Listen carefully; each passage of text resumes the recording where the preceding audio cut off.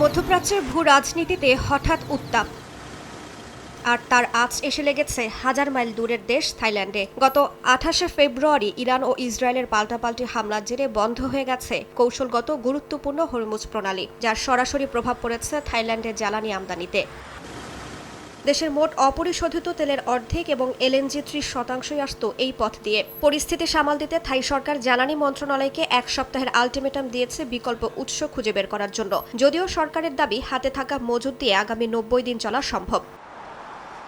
সংকট মোকাবিলায় কয়লাভিত্তিক বিদ্যুৎ কেন্দ্রগুলোকে পূর্ণ সক্ষমতায় চালানোর নির্দেশ দিয়েছে সরকার, কিন্তু বিশেষজ্ঞরা বলছেন এতে করে 2035 সালের মধ্যে কার্বন নিঃসরণ কমানোর যে বৈশ্বিক প্রতিশ্রুতি থাইল্যান্ড দিয়েছিল তা বড় চ্যালেঞ্জের মুখে পড়বে। বিকল্প হিসেবে মালয়েশিয়া ও যুক্তরাষ্ট্রের দিকে হাত বাড়িয়েছে ব্যাংকক, তবে যুক্তরাষ্ট্র থেকে আনা এলএনজি হবে তুলনামূলক ব্যয়বহুল, যার বোঝা শেষ পর্যন্ত বইতে হবে সাধারণ গ্রাহকদের, বাড়বে জীবনযাত্রার ব্যয়। বিশ্লেষকদের মতে বারবার আমদানিকৃত জীবাশ্ম জ্বালানির পেছনে না ছুটে দেশের ভেতরেই নবায়নযোগ্য শক্তির উৎস বাড়ানোই হবে থাইল্যান্ডের জন্য টেকসই সমাধান। রাইসা জান্নাত, সময় সংবাদ।